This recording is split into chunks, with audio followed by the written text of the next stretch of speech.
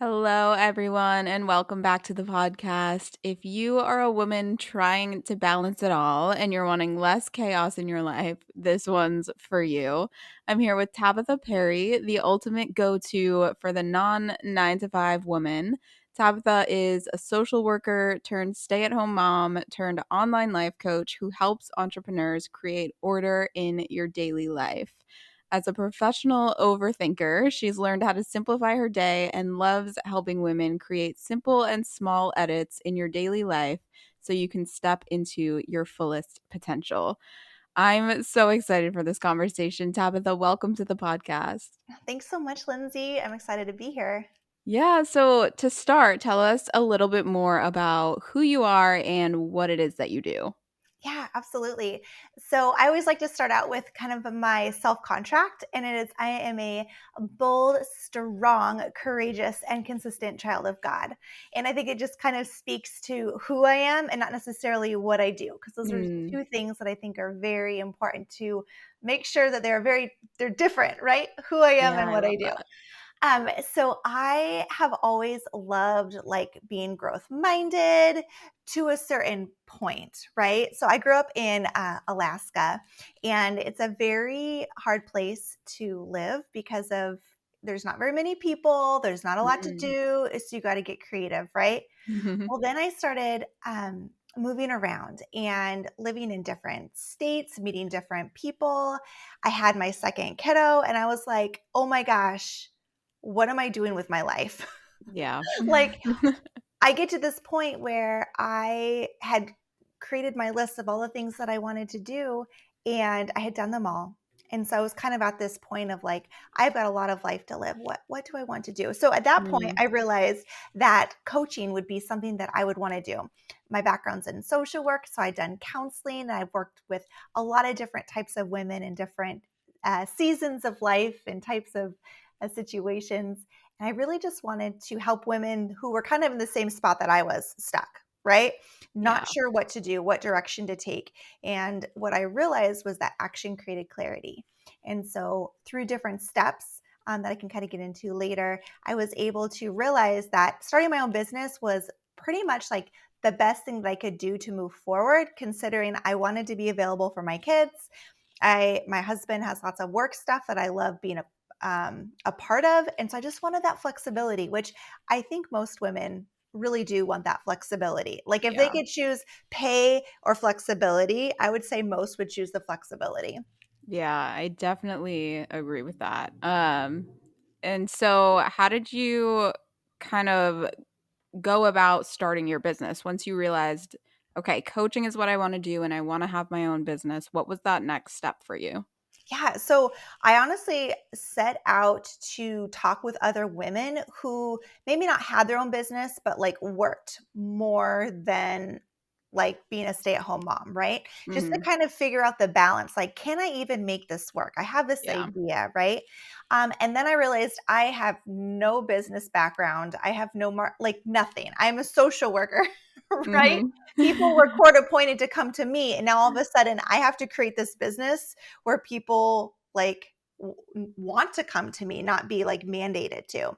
And Right. so I hired a business coach. Honestly, was my Mhm. initial thing. And so she helped me set up everything from like my email to my website. Well, actually, I hired a friend to do my website who's been fantastic. But all those little things, and there were so many tears, Lindsay, Mhm. so many tears and late nights, right? It was right in 2020 when everything was crazy. And I'm like, Yeah. what am I doing? I think I'm supposed to be doing this. This is supposed to be easy, right? No, it has not No. been easy, but right. But it's been so rewarding too, just to have access to other entrepreneurs, right? But really, what it came down to is I knew I needed to do something, and I knew I couldn't do it on my own, and so I needed to seek help. So talking with other women, how they did it, hiring someone, a professional that already gone before me, done it, taught me, Mhm. that was really important. Yeah, that's the first thing I did too when I decided to start my business.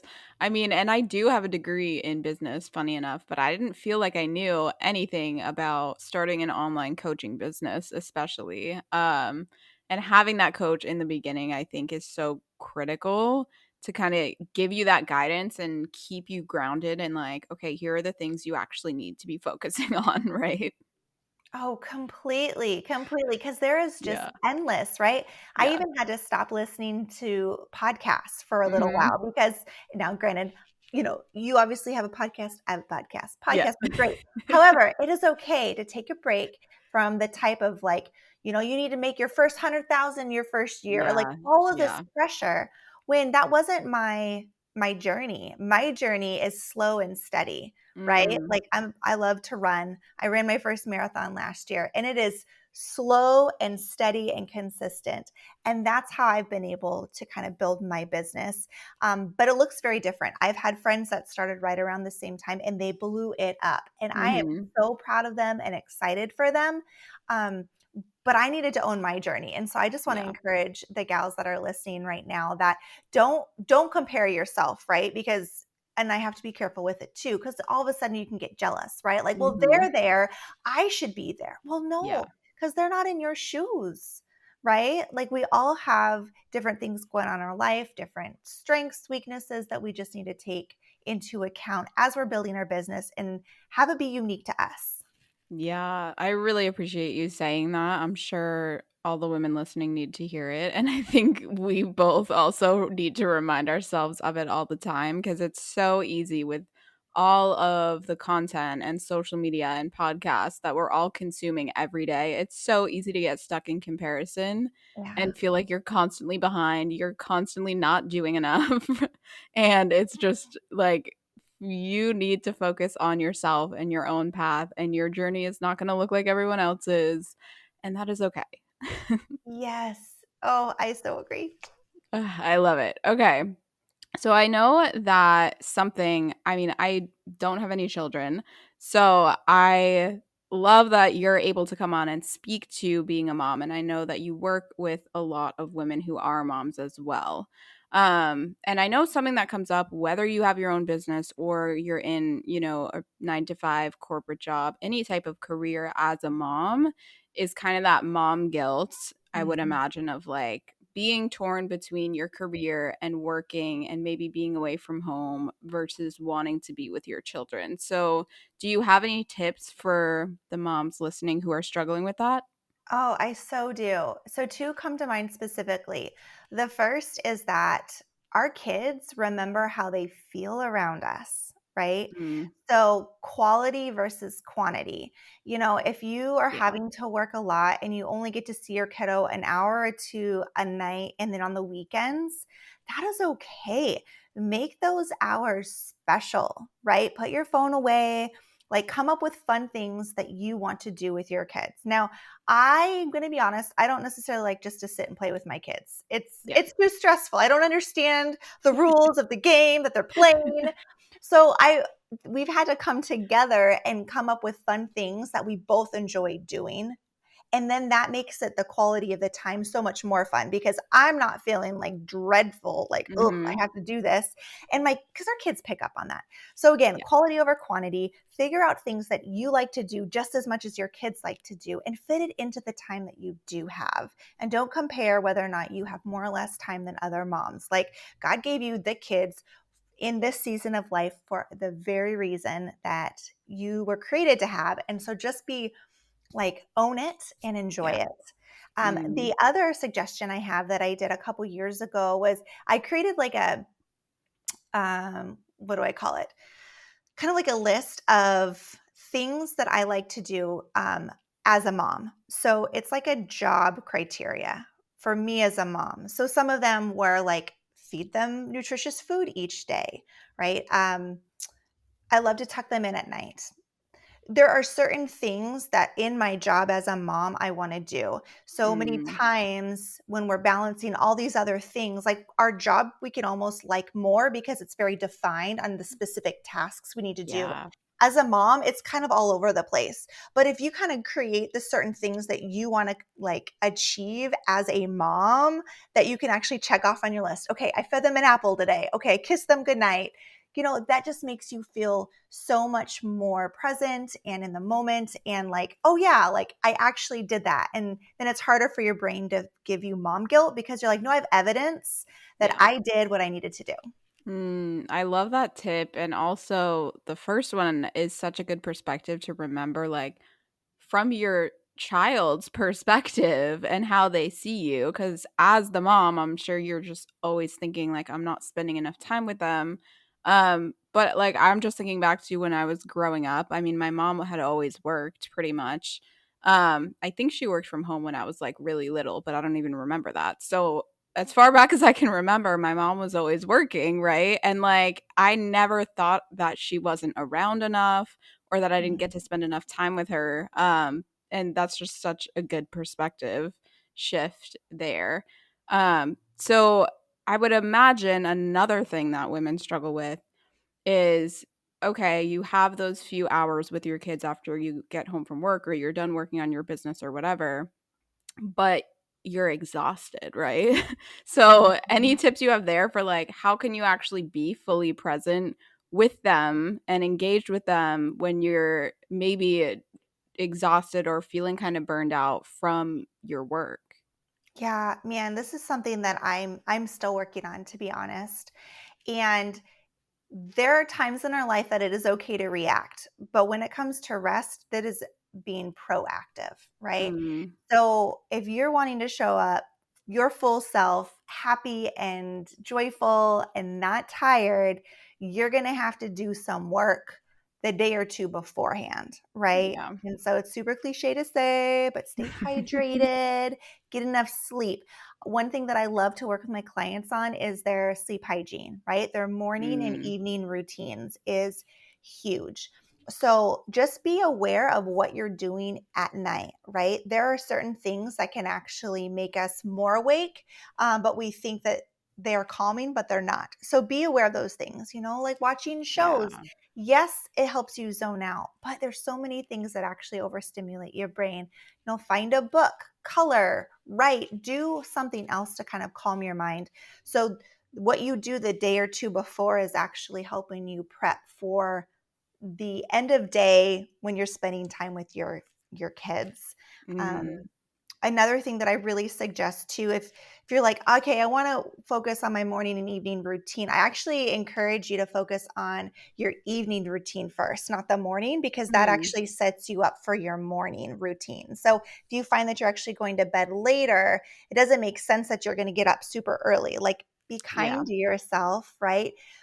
Just start having your bedtime be like maybe 30 minutes earlier, maybe 15 minutes earlier. Don't all of a sudden try to go cold turkey with having like, okay, I'm going to go to bed early and I'm going to get up early. Just start with these little, what I like to call them little edits in your Yeah. life, right? So that helps you get those results that you want. Yeah, I love that. So, what are some of the like, are there any staples that you have for your evening routine and your morning routine that you've noticed really help your energy throughout the day? Yeah, absolutely. So what I love to do is on my phone, I have an iPhone. So I have it so it reminds me at 8:30 that it is time to start going to bed. Because Mhm. let's be real, us ladies have lots of things we like to do before we actually get into bed. Yeah. So we need to give ourselves some time, right? So I give myself pretty much like a half hour to 45 minutes to start the process to go into the room. Mhm. So I don't feel rushed. I can finish up whatever I'm doing. And so then I will put on instrumental music. I think that's really important. The words, I'll like start thinking about lyrics and anyhow. So it's just better if I have instrumental music. Yeah. I'll use lavender, and then I always read. So I'll lay in bed and I'll read a couple pages and then I'll go to sleep. Another thing I really want to suggest too, which there was a book that I read, and I do not remember the name of the book, but she talks about the importance of having pajamas. So many times, especially when we're Mm. working from home, we can literally wear yoga pants and a sweatshirt all day, work, have a killer day, and then be like, well, I'm kind of already in my jammies. I'll just get into bed. That is me. Well, right, right, me too, totally. However, our brain gets confused because it's like, wait a minute, like we just like kicked butt in this outfit, and then I'm supposed to relax and go to sleep. So Yeah. you're giving your brain a cue when you're putting on your cozy jammies that, like, okay, it is time, brain. You are safe. I'm going to take care of you. We are going to rest now. So let's lay down, right? And so having those like comfortable pajamas. And if you don't feel like you have jammies that make you feel comfortable and like pretty, go out and get some. You have Yeah. permission to go out and spend some money, and it doesn't have to Yeah. be expensive, but get some that you feel good getting into. And then that'll give your brain that cue. Because, right, habits are all based on cues to our brain. And so we just need to be Mm. kind to it. Yeah, and what are your thoughts on, because another thing that I'm always conscious of, I mean, I work from home all the time. And sometimes I like working on my couch. Like I don't always like being at a desk. But Mhm. then I'm also like, well, this is also where I relax, like after work and try to turn my business brain off. So any tips that you have there for like those of us who work from home, what are some things we can do to kind of give our brain those cues and be able to really like separate work from family time, from sleep time, and things like that. Mhm.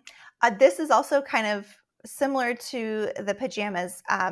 Change your clothes, right? So even Mm. if it's from yoga pants to a sweatshirt to yoga pants and a sweatshirt, but like maybe you have Yeah. like work clothes and then you have relaxing clothes. There's been times I've literally put on my pajamas at 6 o'clock at night because I'm like, I'm done. I'm tapped out. I got nothing else to give.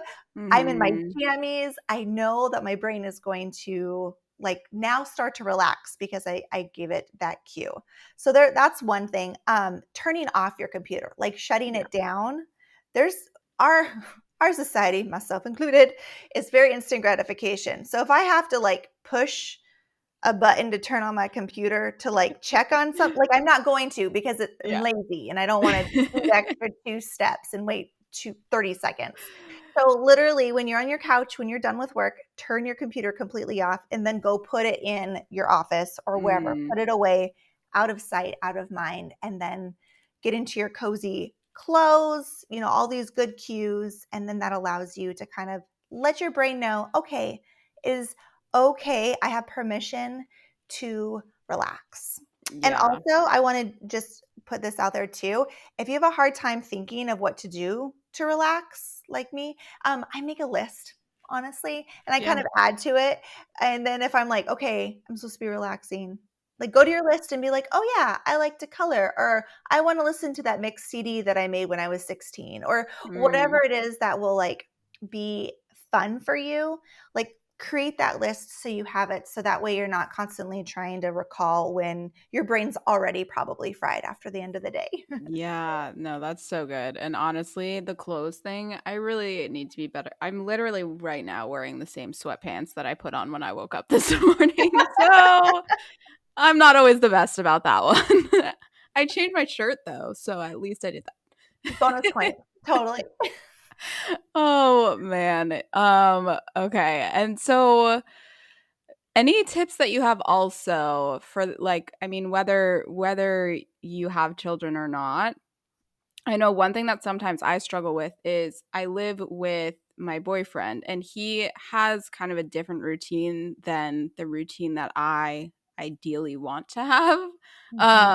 So any tips that you have for like what if your partner who you're living with doesn't really want to follow that same routine that you think is best for you?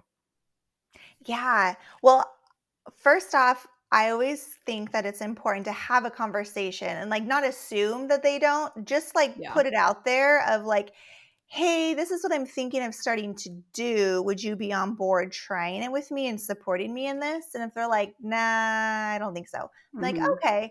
So then just have a solid plan, right, of what you're going to do. And also give yourself grace because there is going to be the pool to hang out with them, right? If they stay up later playing video games or Yeah. watching a movie, there's going to be that like, oh, I don't, FOMO. I don't want to miss out and I want to Mhm. spend time with them. But as we know, if we take like a 30,000-foot view approach, is that you're going to show up way better if you Yeah. have that sleep, right? If you go to bed when your partner wants to stay up later. And so it's that quality over quantity again, whether it's your kids or your significant other or family members or your pets. Mhm. Giving them that quality attention is so important. And so really it comes down to your why and thinking of it as like, my version of myself tomorrow. Are they going to be really happy with this choice, or are they going to be, frustrated that I didn't go to bed at this certain time, or do these certain things? And my husband likes to watch videos in bed sometimes, and so I Yeah.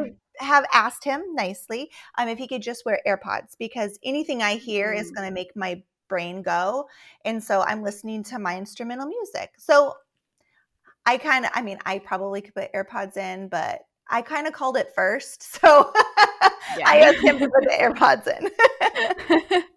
No, that's a really good tip, and it's definitely something that I've struggled with a little bit, because I mean, my boyfriend has a regular 9 to 5 corporate job. As an entrepreneur, part of why I want to be an entrepreneur is because I don't want to have a 9 to 5 schedule.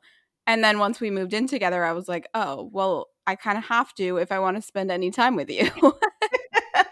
So it's been a journey, but I think we're in a pretty good rhythm now.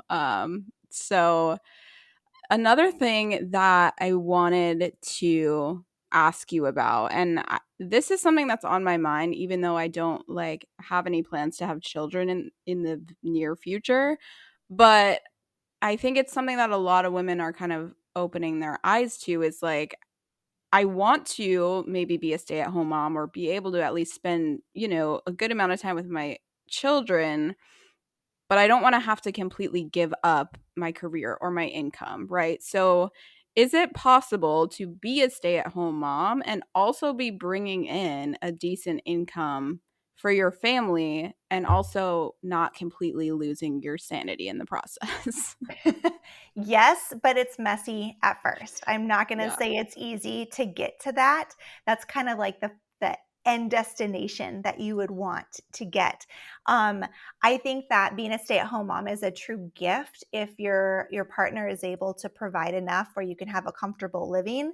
And I'm so blessed to be able to do that. And anything that I make is kind of like fun money, right? Mhm. Um, but it's so important to really dig into why. Like, why are you wanting to do that? Are you wanting to spend 24/7 with your kids? Because that was something I was like, holy crap, I did not realize that I would not get a break. What is Yeah. going on Yeah. here? Right. So just really kind of evaluating why do you want to do what you want to do? Why do you want to be a stay-at-home mom? Why do you want to be a hybrid? Right. And kind of do the 7 whys deep. So you have your Mhm. why, and then kind of continue to ask why until you kind of get to this base of like, I don't like to feel stuck, or I want freedom, whatever it is that is kind of at the core, our core values, right? Because everything that we do out of life um, is kind of comes from those values. And when we're not aligned with those values, then we feel discontent and frustrated, and things just feel off. So it's really Mhm. important to understand who you are when you're making those decisions. So my journey was I stopped working, and then I realized, oh my gosh, I need to still be involved. So I started to volunteer, and that allowed me to still use my brain, still use my skills, but I called the shots of when I was going to do it, right? So then I eventually transitioned to having my own business, but this was over like a 6 year period. So I just want to encourage women to give yourself grace, allow yourself time to try new things. It's kind of like a science project, right? You have like your Yeah. hypothesis of like, I think I'm going to like this. And then just kind of, try out a couple tests, see if you do or you don't. There's no rule book to life. Like, there's not one particular way that you're supposed to make certain decisions. Well, I believe the Bible, but ultimately for each person, it is so important to do what is right for you. And so being able to be aware of that and know that it's going to take some time, it's going to be messy, but that's the whole point, and you're Mhm. going to love it at the end. And then once you figure it out, it's probably going to change again, and that's the whole joy of it. Yeah, no, for sure. And whether you have children or want children or not, I think as women, we tend to put a lot of pressure on ourselves to kind of do it all. Like, I think, especially if we're working from home, right? I know for me, I feel like there's this idea of like, well, I'm home all day. I might as well be like doing the dishes and doing the laundry and vacuuming the floors. Not that anyone ever told me that's my job to do, but I think we put a lot of pressure on ourselves, right? When it comes to the housework, kids, if you have kids, and your career, and feeling like we should be able to do all of those things perfectly. And also, keep our mental and physical health in check, right? Right. So Totally. Show up with pearls and heels, your yeah, makeup exactly. done, clean house, and have worked a full day. Absolutely. Yeah. So what advice do you have there, right? How Mhm. for the woman who is trying to do it all, either how can we kind of do it all without overwhelming ourselves, or how can we kind of give ourselves some more grace in that process? Yes. So I truly believe every woman has like different capability. And Mm. honestly, depending on the time of month, you've got certain levels of energy. So Yeah. just realize that you're like what you're able to bring to the table to accomplish and on like a Wednesday may be different on a Friday, right? Maybe Mhm. different the next week. So standards are important. Have standards, you know what you're capable of, but again, add that grace in too of like, it was a really hard week. I just killed it on this project. So I'm going to give this next week to myself to just work on some fun social media stuff or just, go do some networking, not have to create any content. Um, I also want to say that transitions are really challenging. So, for anyone that works at home, right, and they think like, oh, I'll just go do the dishes, I'll just go throw that laundry. And I mean, I'm at home anyways. This is Mhm. what being an entrepreneur is about. Every time you do that, it takes 20 minutes to kind of get back into gear. Mm. So, we could be sitting here, right? You could be writing, all of a sudden you're like, oh, I have to go turn over the laundry. You go, you leave, then you're 20 minutes you know, to get back into the flow of things. So Yeah. my suggestion is to have, time blocks, right? So where you're working and then okay, go do a couple chores, right? And then get back to work. But don't try to like switch on and off throughout your day. That's going Mm. to make you even more exhausted. So that's actually a tip too Yeah. of if you're not wanting to be as exhausted at the end of the day is to not switch between tasks so often because our poor little brain, like it gets tired, Mhm. right? When you do that. Yeah, no, that's a good tip, and something that I definitely noticed too, like, if I take a break to go do something else, I'm like, "What was I doing again? Like, where am I?" Totally. Totally. And I don't know about you, but I'll get like 80% of the way done with something and I'll be like, now's a good time to take a break. I'm like, Yeah. what? But that's also kind of a form of self-sabotage as well, is Yeah. because it's like, well, if I like finish this, that means I have to put it out to the world. And that could be scary. What if they don't like it? Mm. And so sometimes we protect ourselves with tasks with going and doing all these things that are very tangible. Like, Yeah. when you're done with the laundry, when you're Right. done with the dishes. You don't know necessarily when you're done with writing that piece of content, or, it's really hard to kind of know that. So, allow yourself to sit and complete a task 100% completed and just give yourself the credit that you did it. Done is better than perfect, right? And then move Mhm. on to those other things. But yes, you can do it. It's just you have to be very strategic of where you put your energy. Yeah, yeah. And I know you mentioned we have different energy levels at different times of the month, right? I think it's something we don't talk about enough, and we kind of feel like, oh, I can just do it all every day, 30 days out of the month, right? Is that something that you work on with your clients, is kind of working around their cycle? So not specifically, but it is something that I encourage them to be very aware of, right? Mhm. And so if they want to track their cycle, which again, a lot of it takes energy. So most Yeah. women are just trying to like, I just need to focus on my career. I can't track my cycle too. But for those that are like super high achievers, yeah, track your cycle, see what days that you have more energy and less energy. There is someone, and I can get you the information too to put in the notes that actually does coaching on this specifically. She Mm. has a medical background. And so Mm. it is so interesting and that has given me more grace when there's science to back my grace Yeah. of like, it's okay that I'm really tired because, I'm about to start my period. So this makes Right. sense. And these are things that men don't necessarily have to worry about, right? When we Yeah. think of entrepreneurship, there's a very different way of how women entrepreneurs show up and how men entrepreneurs do. Both are good, both are equally amazing, but how we do it is just different, and we need to honor that uniqueness. Yeah, I think it's so good to be aware of your cycle and in the different phases, like when do you have a lot of energy, when do you know that you're not going to have a lot of energy, right? And then you can kind of plan around that. If you know, okay, the beginning of the month I'm very high energy, and I know that I'm going to have the energy to get all these things done, well, maybe plan on doing more at the beginning of the month and taking some of that workload off at the end of the month when you know you're going to be drained and exhausted and not wanting to do anything. Because I think we expect ourselves to be able to be at 100% every day of the month and then feel like, oh, I'm tired. I didn't do everything that I wanted to do today. I'm behind. And we stress ourselves out for really no reason. And that is so true. That is so true. And I've also found that I will totally sabotage myself. Those weeks Hmm. that I'm feeling high energy, I will plan things out Yeah. like, Yeah. oh, well, I can do this and I can do that. And so then, the end of month Tabitha is like, girl, what did you do to me? Yeah. Like, you just set me up for like, to be even more exhausted. I'm already tired. And so being Yeah. kind to my future self and being like, I'm going to Hmm. set this up for a couple more weeks out when I know I'm going to have a little bit more energy. And again, that's just all that self awareness. But with self awareness, that means you need to give yourself time to stop, take some margin, and realize what you need. Because so many times we're operating out of what do my clients need? What do my kids need? What does my Hmm. significant other? What does my pet need? And it's easier to focus on other people's needs than ourselves. And I'm speaking this from because I do Yeah. it a lot. And then I got to come back and be like, no, what do I need so I can show up, right? I got to put my oxygen mask on so I can show up Hmm. the best for everyone else too.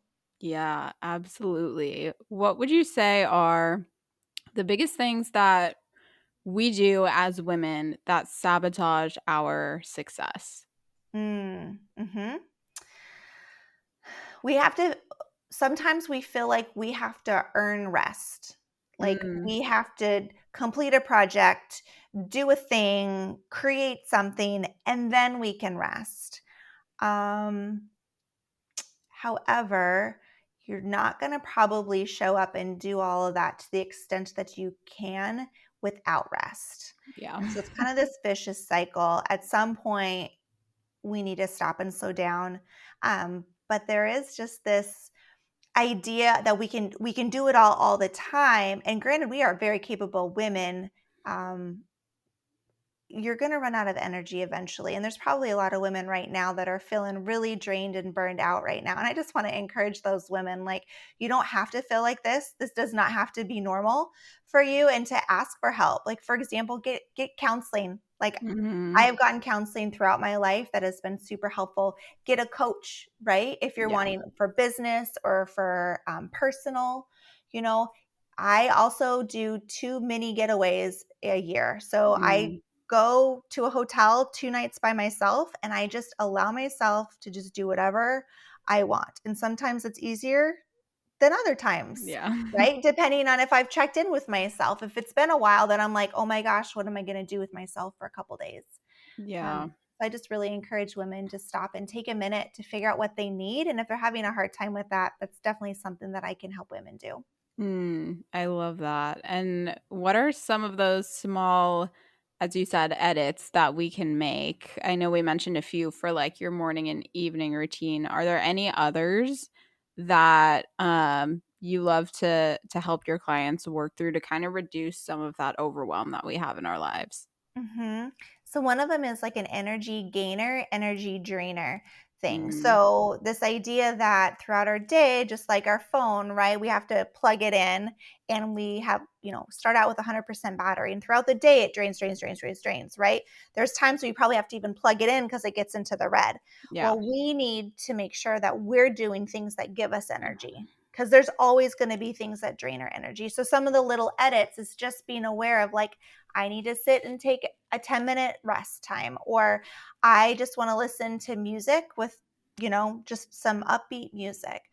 take some time to do those things in order to maintain that energy and create the life that you want to be, so you can show up as the most beautiful, successful version of yourself there is. Yeah. um, One other edit too is just to understand, like, we're all predispositioned for certain attention spans, and so we can get kind of distracted, some more than others. And so figure out like what distracts you throughout the day and come up with Mhm. ways to limit those distractions, especially if you're at home. If you need to rearrange your office, leave the house, like go to a coffee shop regularly, whatever it Yeah. is, to make sure that you can identify what those things are that are holding you back, that is distracting you from getting you to where you want to be.